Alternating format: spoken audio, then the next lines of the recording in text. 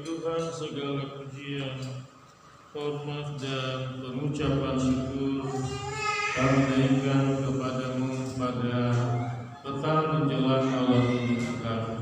Kami mengucap syukur atas segala anugerah rahmat dan kasih sayang Tuhan.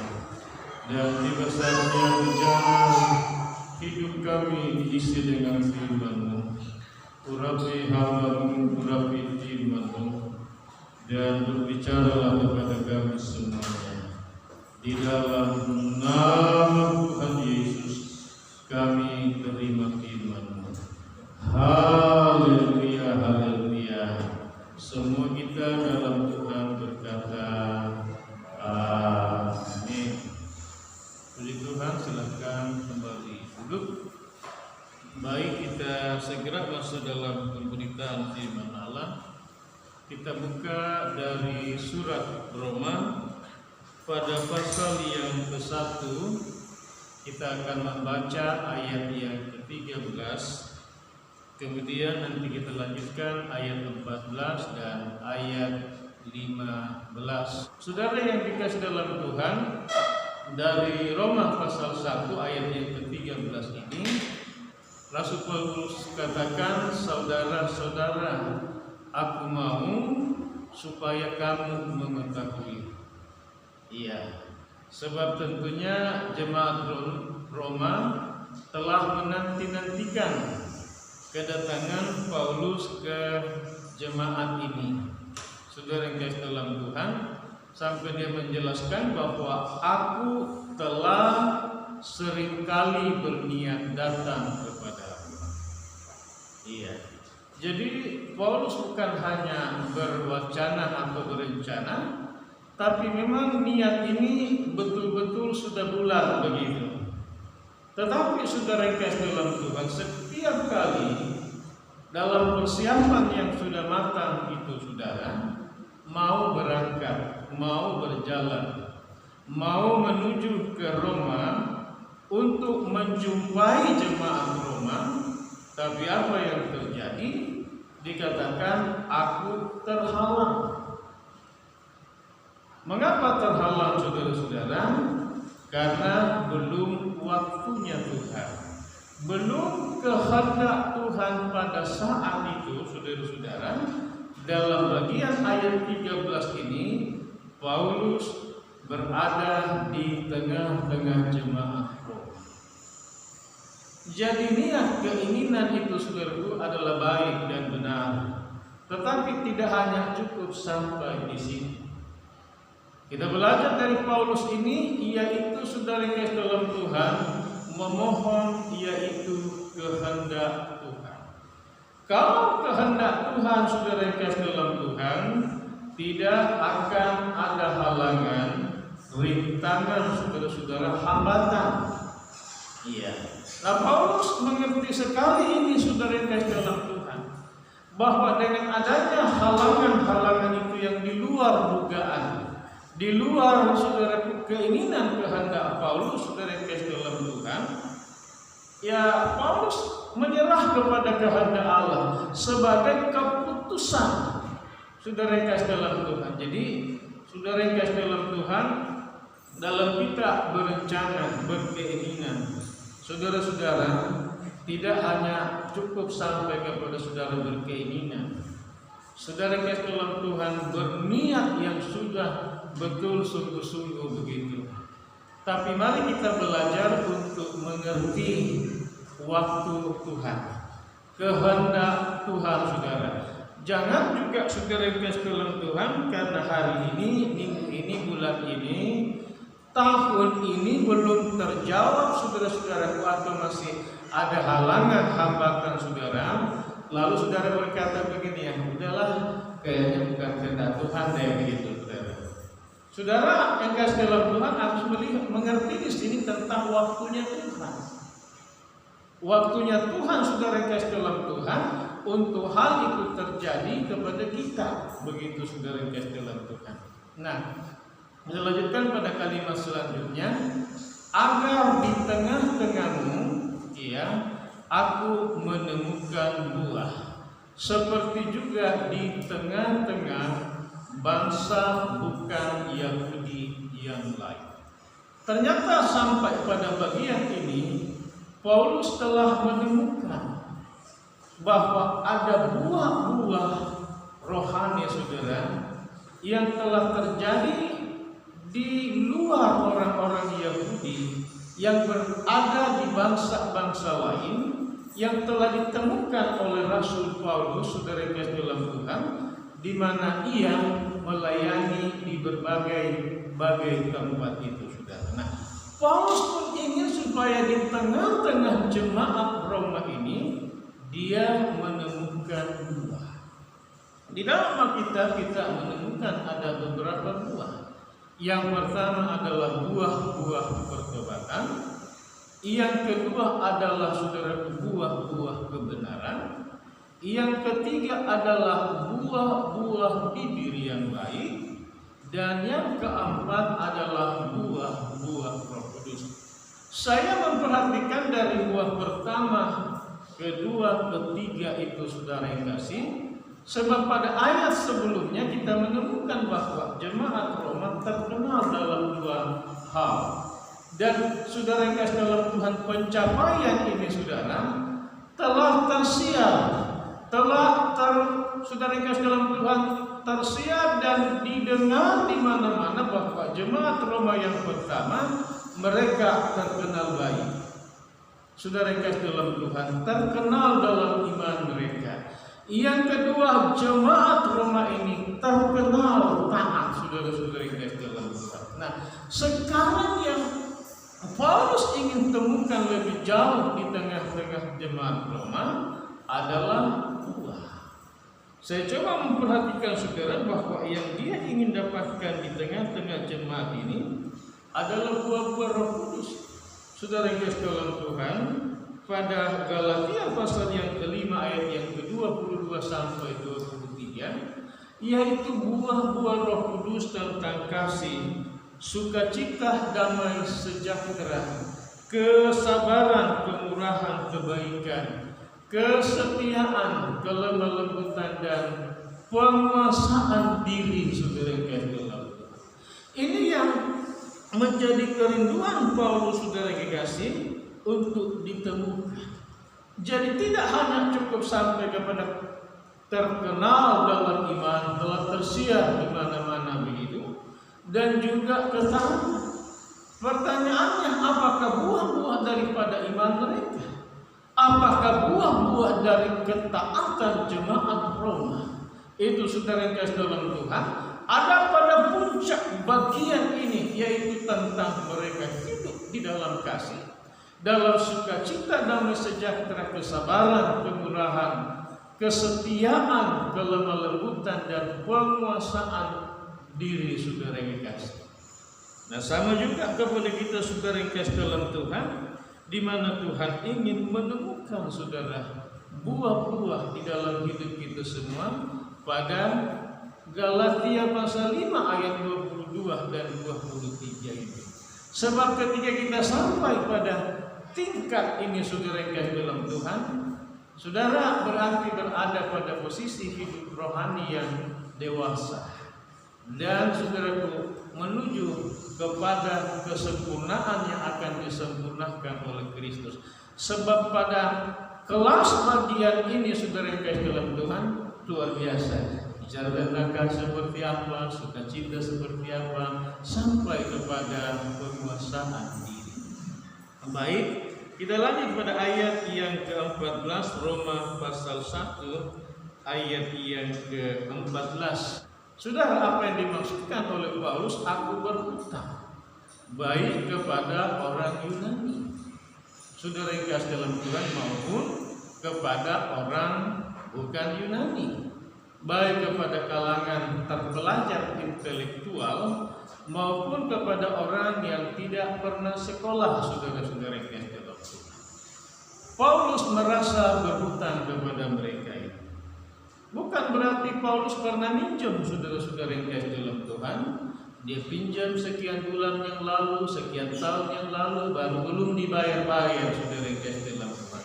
Lalu dibilang, aduh gak enak deh aku ini kepada orang Yunani, kepada orang bukan Yunani, kepada orang-orang terpelajar, bahkan orang-orang yang nggak pernah sekolah. Karena aku pernah minjam uang sekian, punya utang di mana-mana, begitu saudara yang kasih dalam Tuhan. Bukan itu saudara yang kasih dalam Tuhan. Tapi kita akan melihat tentang apa yang dimaksudkan dengan Paulus berhutang kepada orang Yunani saudara yang kasih dalam Tuhan, maupun kepada yang bukan Yunani saudara yang kasih dalam Tuhan.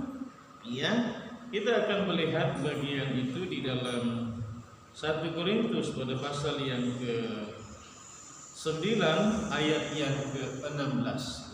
Rupanya saudara yang kasih dalam Tuhan, hutang Paulus, saudara yang kasih dalam Tuhan, sekalipun tidak ada hutang budi ini saudara, tidak ada saudara yang kasih dalam Tuhan. Tetapi ternyata dalam hal apa? Memberitakan Injil kepada orang-orang Yunani, kepada kalangan orang-orang terpelajar intelektual, sampai kepada orang yang tidak terpelajar atau tidak sekolah. Begitu saudara yang kasih dalam Tuhan. Jadi kita melihat bahwa saran Paulus adalah kepada semua kalangan, kepada semua status, strata saudara yang kasih dalam Tuhan. Apakah dia terpelajar, apakah tidak, begitu saudara yang kasih dalam Tuhan. Nah, Paulus katakan, aku tidak mempunyai alasan untuk memegahkan. Kenapa? Sebab itu adalah keharusan bagiku. Jadi memberitakan firman Allah, Injil itu kepada semua kalangan, kepada semua bangsa, kepada semua suku. Paulus bilang saudara yang kasih dalam Tuhan, itu adalah keharusan bagiku. Tidak bisa tidak mau tidak, harus saudara yang kasih. Lalu dilanjutkan dengan kalimat, celakalah aku jika aku tidak memberitakan Injil. Jadi pemberitaan Injil ini saudara yang kasih dalam Tuhan adalah merupakan suatu keharusan. Kenapa?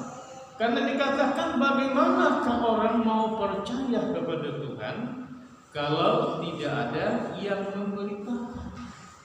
Bagaimana orang mau percaya? Bagaimana orang mau tahu tentang Tuhan? Bagaimana orang mau tahu tentang keselamatan kalau kita tidak kasih tahu? Jadi kita mesti kasih tahu, mesti ngomong saudara-saudara, mesti diberitakan saudara-saudara yang kasih dalam Tuhan, supaya mereka tahu. Dan apa? Itu peluang, itu kesempatan di mana mereka datang kepada Tuhan. Karena apa? Karena saudara kasih tahu, karena saudara memberitakan saudara-saudara yang kasih dalam Tuhan. Nah, memang saudara-saudara yang kasih dalam Tuhan adalah menjadi suatu keharusan bagi kita semua sebagai umat Tuhan yang sudah diselamatkan, saudara-saudara yang kasih dalam Tuhan, yang sekarang ini berada di dalam Tuhan, adalah merupakan hukumnya wajib bagi kita saudara. Untuk apa? Memberitakan firman Allah, memberitakan Injil mampu saudara sampai di mana tingkat yang saudara tahu dan pahami. Saudara beritakanlah apa yang saudara tahu, apa yang saudara mengerti, supaya apa? Orang itu tahu dan orang itu pun datang kepada Tuhan, begitu saudara. Nah, kita lihat selanjutnya dalam saudara yang kasih dalam Tuhan, Roma pasal yang ke 1 ayat yang ke-15.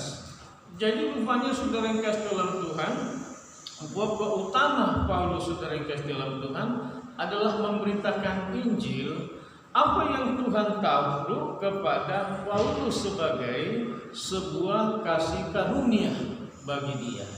Kalau bagian yang lalu kita bahas bahwa Paulus ingin datang dan berada di tengah-tengah jemaat Roma untuk saudaraku mendoakan mereka supaya apa? Supaya mereka mendapat karunia rohani saudara yang dalam Tuhan. Sehingga dengan karunia rohani itu mereka menjadi saudaraku jemaat yang melayani dalam kalangan jemaat Roma, bahkan saudara yang kasih dalam Tuhan juga untuk sampai keluar begitu. Jadi saudaraku, itu yang menjadi tujuan Paulus ke sana adalah tadi yang kedua mendapatkan juga buah-buah begitu. Nah, di dalam saudara yang kasih dalam Tuhan,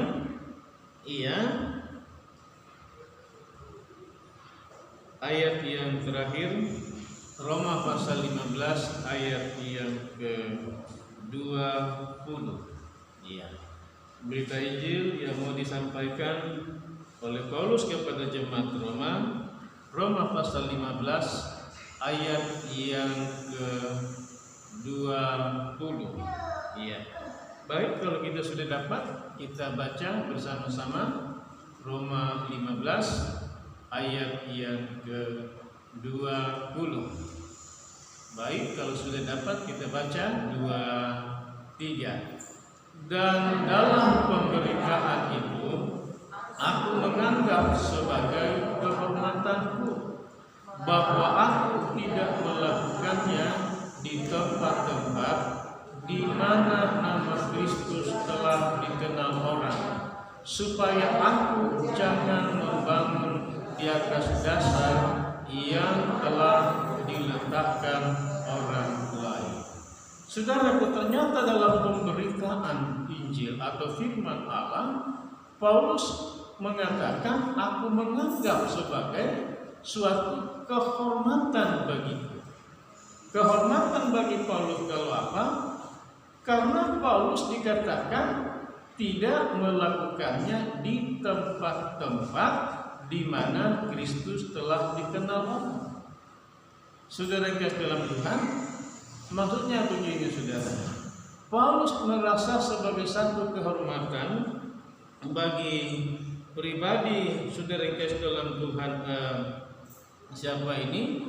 Paulus, karena dia memberitakan Injil di mana tempat-tempat itu orang belum pernah datang ke tempat itu memberitakan Injil. Saudara-saudara yang dalam Tuhan, karena memang jabatan atau jawatan rasul itu saudara yang dalam Tuhan adalah datang memasuki daerah wilayah atau tempat yang belum ada saudara yang dalam Tuhan pemberitaan Injil, belum ada hamba Tuhan yang memberitakan Injil di kota itu, di negara itu, di desa itu, di kampung itu, saudara-saudara kasih. Dan Paulus bilang itu satu kehormatan bagi saya, karena saya ini memberitakan Injil, memberitakan tentang Yesus, di mana orang belum ada yang berani masuk sampai ke tempat-tempat itu, saudara yang dalam Tuhan. Supaya apa katanya? Supaya aku jangan membangun di atas dasar yang sudah atau yang telah diletakkan oleh orang lain. Saudara-saudara yang dalam Tuhan, jadi Paulus tidak mau saudara yang dalam Tuhan membangun saudara yang dalam Tuhan di mana orang sudah membangun atau sudah memberitakan Injil dulu kepada orang itu. Paulus tidak mau datang ke tempat-tempat begitu, tetapi dia melihat bahwa masih begitu luas sekali dunia ini, masih begitu luas sekali lahan saudara daerah wilayah yang harus diberitakan Injil itu, saudara-saudara. Untuk apa? Untuk menjangkau sebanyak-banyaknya orang, semaksimal mungkin saudara, bagi kerajaan Allah. Seperti itu. Jadi Paulus tidak mau membangun atau saudara yang dalam Tuhan, artinya begini, ada hamba-hamba Tuhan, ada orang-orang saudaraku yang memang bagiannya adalah melanjutkan apa yang sudah pernah diletakkan oleh hamba-hamba Tuhan yang lain, entahkah itu dia rasul, entahkah dia itu saudara yang dalam Tuhan nabi saudara, atau pemberita Injil atau penginjil, dan itu biasanya adalah seorang gembala. Saudara yang dalam Tuhan adalah seorang gembala, biasanya begitu saudara. Jadi masuk dalam saudara yang dalam Tuhan bagian saudaraku pengembalaan jemaat begitu. Mari kita bangkit berdiri dan kita masuk di dalam doa. Bapa yang bersemayam di sorga, kami bersyukur petang hari ini bahwa Tuhan mau supaya di tengah-tengah kehidupan kami menghasilkan buah-buah rohani, buah-buah Roh Kudus dalam hidup kami ini.